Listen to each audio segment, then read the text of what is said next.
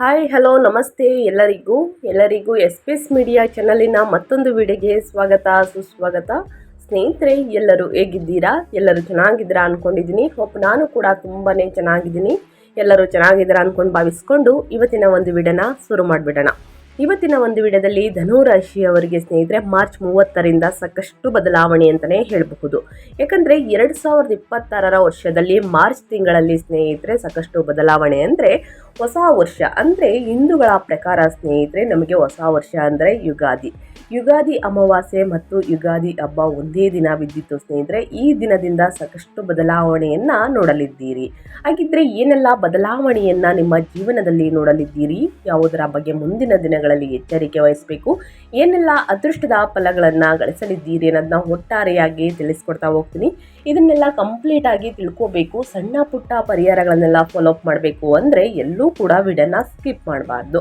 ಅಂದರೆ ವಿಡಿಯೋನ ಕಟ್ ಮಾಡಿ ಓಡಿಸ್ಕೊಂಡು ಹೋಗಿ ನೋಡಿದ್ರೆ ಫುಲ್ ಇನ್ಫಾರ್ಮೇಷನ್ ಅರ್ಥ ಆಗಲ್ಲ. ಸೊ ಹಾಗಾಗಿ ಎಲ್ಲ ವಿಡಿಯೋದಲ್ಲೂ ತಿಳಿಸ್ತಾ ಇರ್ತೀನಿ. ಮೊದಲಿಂದ ಕೊನೆ ತನಕ ವಿಡಿಯೋನ ವಾಚ್ ಮಾಡಿ. ವಿಡಿಯೋದಲ್ಲಿ ಒಳ್ಳೆಯ ಮಾಹಿತಿ ಸಿಕ್ಕಿದ್ದಲ್ಲಿ ತಪ್ಪದೆ ವಿಡಿಯೋಗೊಂದು ಲೈಕ್ ಕೊಟ್ಟು ಇನ್ನೂ ನನ್ನ ಚಾನಲ್ನ ಸಬ್ಸ್ಕ್ರೈಬ್ ಮಾಡ್ಕೊಳ್ಳೋದನ್ನೇ ನೋಡ್ತಿದ್ರೆ ಎಸ್ ಪಿ ಎಸ್ ಮೀಡಿಯಾಗೆ ಸಬ್ಸ್ಕ್ರೈಬ್ ಆಗಿ ನಿಮ್ಮ ಅಭಿಪ್ರಾಯಗಳನ್ನು ಕಮೆಂಟ್ ಬಾಕ್ಸಲ್ಲಿ ತಿಳಿಸಬಹುದು. ಸ್ನೇಹಿತರೆ, ಶನಿದೇವರ ಪವಾಡವೇ ನಡೆಯಲಿದೆ ಅಂತಲೇ ಹೇಳಬಹುದು. ಯಾಕಂದರೆ ಮಾರ್ಚ್ ತಿಂಗಳು ಹೊಸ ಪಂಚಾಂಗದ ಪ್ರಕಾರ ಧನುರಾಶಿಯವರಿಗೆ ಸ್ನೇಹಿತರೆ ಮಿಶ್ರ ಫಲಿತಾಂಶವನ್ನು ನೋಡಲಿದ್ದೀರಿ. ನಿಮ್ಮ ಹಣಕಾಸಿನಲ್ಲಿ, ವೃತ್ತಿ ಜೀವನದಲ್ಲಿ, ವ್ಯಾಪಾರ ವ್ಯವಹಾರದಲ್ಲಿ, ಉದ್ಯಮದಲ್ಲಿ ಸ್ನೇಹಿತರೆ ಏನೆಲ್ಲ ಬದಲಾವಣೆಯನ್ನು ನೋಡಲಿದ್ದೀರಿ, ನಿಮ್ಮ ಆರೋಗ್ಯ ಹೇಗಿರಲಿದೆ, ಯಾವುದರ ಬಗ್ಗೆ ಎಚ್ಚರಿಕೆ ವಹಿಸಬೇಕು ಅನ್ನೋದನ್ನ ಒಟ್ಟಾರೆಯಾಗಿ ತಿಳಿಸ್ಕೊಡ್ತಾ ಹೋಗ್ತೀನಿ. ಬನ್ನಿ, ಇವಾಗೆಲ್ಲೂ ಕೂಡ ಸ್ಕಿಪ್ ಮಾಡ್ದೇ ಮೊದಲಿಂದ ಕೊನೆ ತನಕ ವಿಡಿಯೋನ ವಾಚ್ ಮಾಡಿ. ವಿಡಿಯೋಗೆ ಇನ್ನೂ ಲೈಕ್ ಕೊಟ್ಟಿಲ್ಲ ಅಂದರೆ ದಯವಿಟ್ಟು ವಿಡಿಯೋಗೆ ಲೈಕ್ ಮಾಡಿ. ಸಬ್ಸ್ಕ್ರೈಬ್ ಆಗಿಲ್ಲ ಅಂದರೆ ಸ್ನೇಹಿತರೆ ಎಸ್ ಪಿ ಎಸ್ ಮೀಡಿಯಾಗೆ ಸಬ್ಸ್ಕ್ರೈಬ್ ಆಗಿ. ಈ ಅದೃಷ್ಟ ರಾಶಿ ನಿಮ್ಮ ಕುಟುಂಬದಲ್ಲಿ ಮತ್ತು ನಿಮ್ಮ ಸ್ನೇಹಿತರಲ್ಲಿ ಅಥವಾ ನಿಮ್ಮ ಹಿತೈಷಿಗಳು ಯಾರೇ ಆಗಿದ್ರೂ ಕೂಡ ಅವ್ರಿಗೆ ವಿಡಿಯೋವನ್ನು ಶೇರ್ ಮಾಡಿ. ನಿಮ್ಮ ಕಡೆಯಿಂದ ಅದೃಷ್ಟದ ಭವಿಷ್ಯವನ್ನು ಅವರು ಕೂಡ ತಿಳ್ಕೊಂಡಂಗಾಗುತ್ತೆ. ಕಮೆಂಟ್ ಬಾಕ್ಸಲ್ಲಿ ದಯವಿಟ್ಟು ಓಂ ಶಾಂ ಶನೀಶ್ವರಾಯ ನಮಃ ಅಂತ ಕಮೆಂಟ್ ಮಾಡಿ. ಓಂ ನಮಃ ಶನಿದೇವರಾಯ ನಮಃ ಅಂತ ಕಮೆಂಟ್ ಮಾಡಿ ಸ್ನೇಹಿತರೆ. ಶನಿದೇವರ ಅನುಗ್ರಹದಿಂದ ನಿಮ್ಮ ಕಷ್ಟಗಳು, ಸಮಸ್ಯೆಗಳು, ಅಡಚಣೆಗಳು ಏನೇ ಇದ್ದರೂ ಕೂಡ ಸಂಪೂರ್ಣವಾಗಿ ನಿವಾರಣೆಯಾಗಲಿ. ಮುಂದಿನ ದಿನಗಳಲ್ಲಿ ಉನ್ನತ ಆರೋಗ್ಯವನ್ನು ಪಡೆದುಕೊಂಡು ಯಾವುದೇ ವ್ಯಾಪಾರ ವ್ಯವಹಾರದಲ್ಲಿ ಅಡ್ಡಿ ಇಲ್ಲದೆ ಸ್ನೇಹಿತರೆ ಮುಂದುವರಿಯಲಿ ಅಂತ ಕೇಳ್ಕೋತಾ ವಿಡಿಯೋದ ಕಡೆ ಗಮನ ಕೊಡ್ತಾ ಹೋಗೋಣ. ಧನುರಾಶಿಯವರಿಗೆ ತಡೆಯಿಲ್ಲದ ಮುನ್ನಡೆ ಮತ್ತು ಕೌಟುಂಬಿಕ ಸೌಖ್ಯ ಅಂತಲೇ ಹೇಳ್ಬೋದು. ಒಟ್ಟಾರೆಯಾಗಿ ಹೇಳಬೇಕು ಅಂದರೆ ಮಾರ್ಚ್ 30ರಿಂದ 2026 ಧನುರಾಶಿಯವರಿಗೆ ಅದ್ಭುತ ಶಕ್ತಿ ಮತ್ತು ಕಾರ್ಯಸಿದ್ಧಿಯ ತಿಂಗಳು ಅಂತಲೇ ಹೇಳ್ಬೋದು. ಈ ದಿನದಿಂದ ನಿಮ್ಮ 3ನೇ ಮನೆಯ ಅಂದರೆ ಧೈರ್ಯದ ಸ್ಥಾನದಲ್ಲಿ ಮಂಗಳ ಮತ್ತು ರಾಹುವಿನ ಸಂಯೋಜನೆಯಿಂದ ಪ್ರಜ್ವಲಿಸುತ್ತಿದೆ. ಇದು ವ್ಯಾಪಾರ ವ್ಯವಹಾರ ಮತ್ತು ಸಂವಹನದಲ್ಲಿ ನಿಮ್ಮನ್ನ ನಿರ್ಭೀತಗೊಳಿಸುತ್ತದೆ ಅಂತಲೇ ಹೇಳಬಹುದು. ಇತರರು ಕೈ ಹಾಕಲು ಹೆದರುವಂತಹ ಕೆಲಸಗಳನ್ನು ನೀವು ಲೀಲಾಜಾಲವಾಗಿ ಮಾಡಿ ಮುಗಿಸಲಿದ್ದೀರಿ. ಅದೇ ಸಮಯದಲ್ಲಿ 4ನೇ ಮನೆಯಲ್ಲಿರುವಂತಹ ಶುಕ್ರ ಸ್ನೇಹಿತರೆ ಮಾರ್ಚ್ 30ರಿಂದ ಶುಕ್ರನು ಉಚ್ಚನಾಗಿರುವುದರಿಂದ ಇದು ಜೀವನದಲ್ಲಿ ಐಷಾರಾಮಿ ವಸ್ತುಗಳನ್ನು ಖರೀದಿ ಮಾಡುವುದಕ್ಕೆ, ಆರಾಮ ಮತ್ತು ಹೊಸ ವಾಹನ ಯೋಗವನ್ನು ತರುತ್ತದೆ ಅಂತಲೇ ಹೇಳ್ಬೋದು. ಆದರೆ ಶನಿಯು ಸ್ವಲ್ಪ ಮಟ್ಟಿಗೆ ನಿರ್ಬಂಧಗಳನ್ನು ಏರಲು ಪ್ರಯತ್ನಿಸಿದರೂ ಕೂಡ ಶುಕ್ರನ ಬಲವು ನಿಮಗೆ ಸಂತೋಷವನ್ನು ನೀಡುತ್ತದೆ. 7ನೇ ಮನೆಯಲ್ಲಿರುವಂತಹ ಗುರುವು ನಿಮ್ಮ ಸಂಬಂಧಗಳನ್ನು ಕಾಪಾಡಲಿದ್ದಾನೆ. ಒಟ್ಟಾರೆಯಾಗಿ ಹೇಳಬೇಕು ಅಂದರೆ ಧನುರಾಶಿಯವರು ಏನೆಲ್ಲ ಅದೃಷ್ಟದ ಫಲಗಳನ್ನು ಗಳಿಸಲಿದ್ದೀರಿ, ಯಾವುದರ ಬಗ್ಗೆ ಎಚ್ಚರಿಕೆ ವಹಿಸಬೇಕು ಅಂದರೆ ಗ್ರಹಗಳ ಸಂಚಾರ ಹೇಗಿರಲಿದೆ ಅನ್ನೋದನ್ನ ನೋಡೋದಾದರೆ ಮೊದಲನೇದಾಗಿ ಸೂರ್ಯ 3ನೇ ಮತ್ತು 4ನೇ ಮನೆಯ ಸ್ನೇಹಿತರೆ 4ನೇ ಮನೆಗೆ ಸ್ಥಳಾಂತರಗೊಂಡು ಮಾರ್ಚ್ 30ರಿಂದನೇ ಸಂಚಾರವನ್ನು ಮಾಡಲಿದೆ. ಇದು ಆತ್ಮವಿಶ್ವಾಸ ಹೆಚ್ಚಳ ಮುಂದಿನ ದಿನಗಳಲ್ಲಿ, ನಂತರ ಕೌಟುಂಬಿಕ ಒತ್ತಡ ಅಂತಲೇ ಹೇಳಬಹುದು. ಇನ್ನು ನಿಮ್ಮ ರಾಶಿಯ ಅಧಿಪತಿಯಾಗಿರುವಂತಹ ಗುರು 7ನೇ ಮನೆಯಲ್ಲಿ ಮಿಥುನದಲ್ಲಿ ಸಂಚಾರವನ್ನು ಮಾಡಲಿದೆ ಸ್ನೇಹಿತರೆ. ಸಂಬಂಧಗಳಲ್ಲಿ ಸಾಮರಸ್ಯ ಮತ್ತು ವ್ಯಾಪಾರ ವ್ಯವಹಾರದಲ್ಲಿ ಅಭಿವೃದ್ಧಿಯನ್ನು ನೋಡಲಿದ್ದೀರಿ. ಇನ್ನು ರಾಹುವಿನ ಸಂಚಾರ ಹೇಗಿರಲಿದೆ ಅಂದರೆ 3ನೇ ಮನೆಯಲ್ಲಿ ಕುಂಭದಲ್ಲಿ ಸಂಚಾರವನ್ನು ಮಾಡಲಿದೆ. ಅಸಾಂಪ್ರದಾಯಿಕ ಸಂವಹನ ಮತ್ತು ಬೋಲ್ಡ್ ನಿರ್ಧಾರಗಳನ್ನು ತೆಗೆದುಕೊಳ್ಳುವುದಕ್ಕೆ ಅನುಕೂಲಕರ.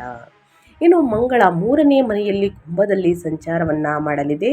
ಅಪ್ರತಿಮ ಧೈರ್ಯ, ಒಡಹುಟ್ಟಿದವರೊಂದಿಗೆ ಘರ್ಷಣೆ ಮತ್ತು ಸಣ್ಣ ಪುಟ್ಟ ವಾದ ವಿವಾದಗಳು ಮತ್ತು ಕಿರು ಪ್ರಯಾಣ ಹೆಚ್ಚಾಗಲಿದೆ.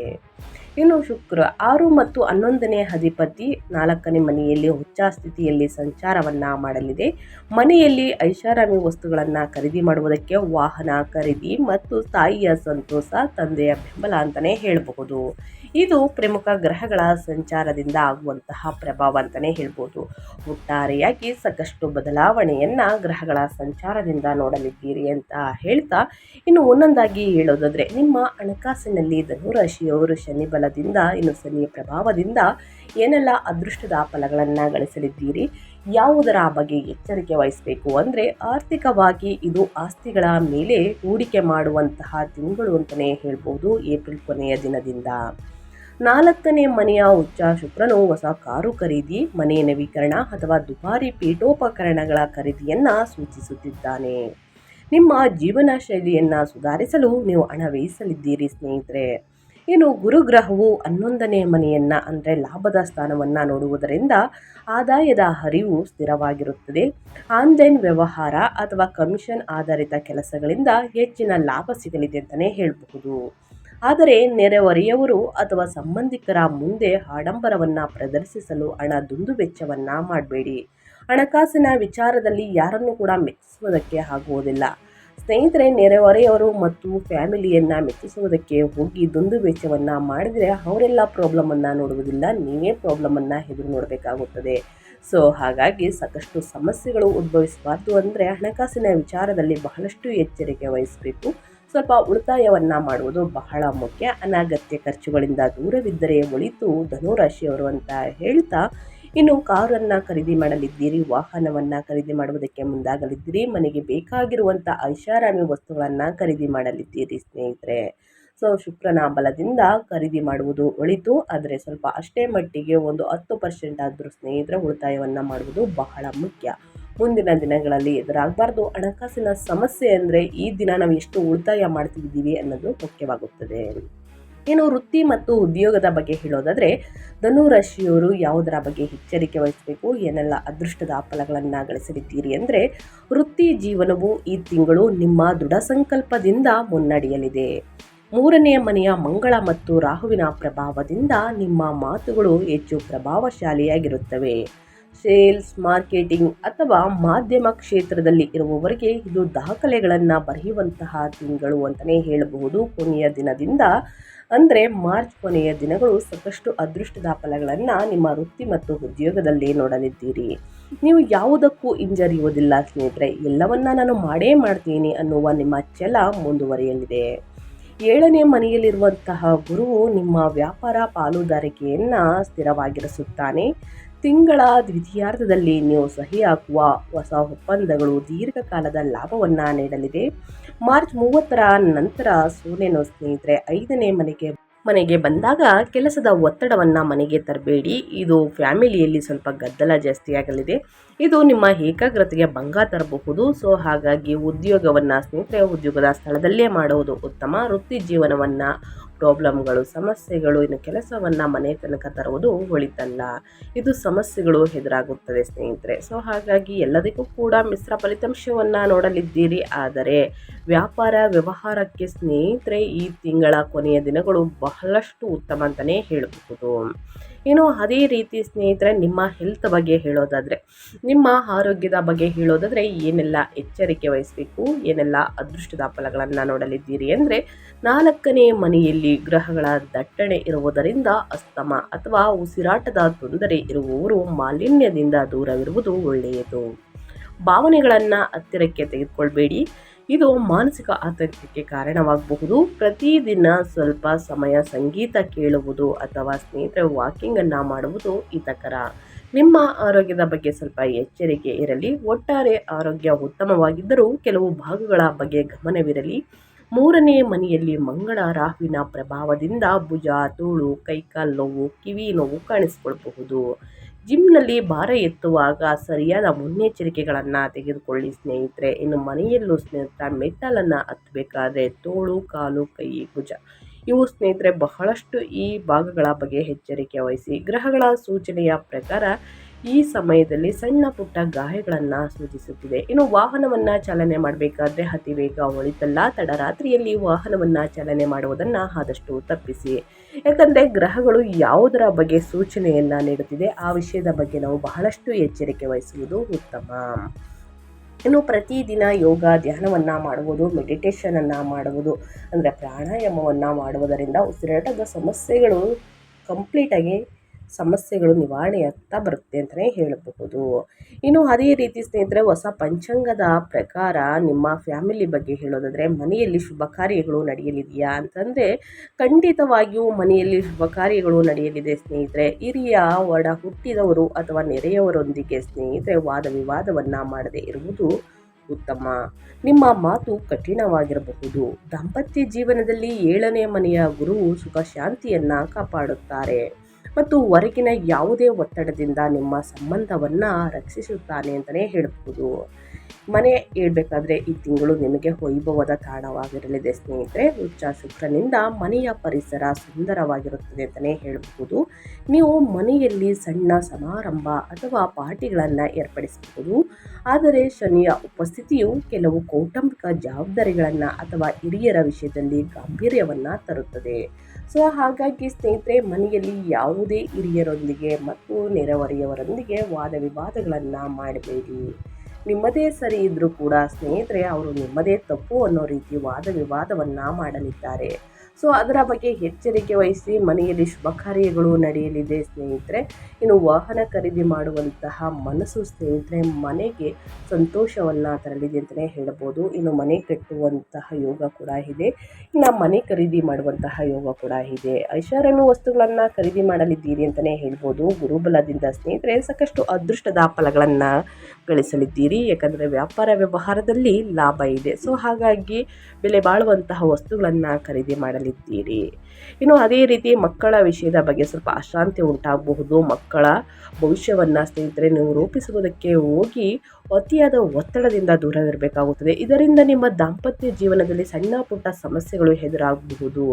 ಸೊ ಹಾಗಾಗಿ ಅಷ್ಟೇನು ತಲೆ ಕೆಡಿಸ್ಕೊಳ್ಬೋದು ಒಳಿತಲ್ಲ ಅಂತ ಹೇಳ್ತಾ, ಇನ್ನು ನಿಮ್ಮ ಶಿಕ್ಷಣದ ಬಗ್ಗೆ ಹೇಳೋದಾದರೆ ಯಾರೆಲ್ಲ ಧನುರಾಶಿಯ ವಿದ್ಯಾರ್ಥಿಗಳು ಇದ್ದೀರಾ, ಅವರು ಏನೆಲ್ಲ ಫಲಿತಾಂಶವನ್ನು ನೋಡಲಿದ್ದೀರಿ, ಯಾವುದರ ಬಗ್ಗೆ ಎಚ್ಚರಿಕೆ ವಹಿಸಬೇಕು, ಇನ್ನು ಶನಿ ಪ್ರಭಾವ ಹೇಗಿರಲಿದೆ ಅಂದರೆ ವಿದ್ಯಾರ್ಥಿಗಳು ಈ ತಿಂಗಳು ತುಂಬ ಚುರುಕಾಗಿರುತ್ತಾರೆ. ಹೊಸ ಕೌಶಲ್ಯಗಳನ್ನು ಕಲಿಯಲು ಅಥವಾ ಅಲ್ಪಾವಧಿಯ ಕೋರ್ಸ್ಗಳಿಗೆ 3ನೇ ಮನೆಯ ಶಕ್ತಿ ಪೂರಕವಾಗಿದೆ. ಇನ್ನು ಕ್ರೀಡಾಪಟುಗಳಿಗೆ ಇದು ಯಶಸ್ಸಿನ ತಿಂಗಳು ಅಂತಲೇ ಹೇಳಬಹುದು. ಸ್ಪರ್ಧೆಗಳಲ್ಲಿ ವಿಜೇತರಾಗುವಿರಿ. ಆದರೆ ಮನೆಯಲ್ಲಿ ನಡೆಯುವ ರಿಪೇರಿ ಕೆಲಸ ಅಥವಾ ಅತಿಥಿಗಳ ಆಗಮನದಿಂದ ಓದಿಗೆ ಅಡ್ಡಿಯಾಗಬಹುದು. ಗಂಭೀರವಾಗಿ ಓದುತ್ತಿರುವವರು ಶಾಂತವಾದ ಸ್ಥಳವನ್ನು ಆಯ್ದುಕೊಳ್ಳುವುದು ಉತ್ತಮ. ಮನೆಯ ಗಂದಲದಿಂದ ಸ್ನೇಹಿತರೆ ಈ ಗಲಾಟೆಯಿಂದ ನಿಮಗೆ ಓದುವುದಕ್ಕೆ ಪ್ರಾಬ್ಲಮ್ ಆಗಬಹುದು. ಇನ್ನು ಮನೆಯಲ್ಲಿ ನಡೆಯುವಂತಹ ರಿಪೇರಿ, ಮನೆ ಕೆಲಸ, ಅತಿಥಿಗಳ ಆಗಮನದಿಂದ ಓದಿಗೆ ಅಡ್ಡಿಯಾಗಬಹುದು. ಸೊ ಹಾಗಾಗಿ ಲೈಬ್ರರಿ ಅಥವಾ ಶಾಂತವಾದ ಸ್ಥಳವನ್ನು ಆಯ್ದುಕೊಳ್ಳುವುದು ಉತ್ತಮ.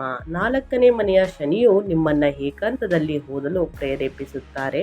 ಇನ್ನು 4ನೇ ಮನೆಯಲ್ಲಿರುವಂತಹ ಶನಿಯು ಶಿಸ್ತನ್ನು ಬಯಸುತ್ತಾರೆ. ಸೊ ಹಾಗಾಗಿ ಸ್ನೇಹಿತರೆ ಒಂದು ವೇಳಾಪಟ್ಟಿಯನ್ನು ರಚಿಸಿ ಸರಿಯಾದ ಸಮಯಕ್ಕೆ ಶಾಂತವಾದ ಸ್ಥಳವನ್ನು ಆಯ್ಕೆ ಮಾಡಿ ಕೂತು ಅಧ್ಯಯನವನ್ನು ಮಾಡಿದಲ್ಲಿ ಉನ್ನತ ಫಲಿತಾಂಶವನ್ನು ಗಳಿಸುವುದಕ್ಕೆ ಸಾಧ್ಯವಾಗಲಿದೆ.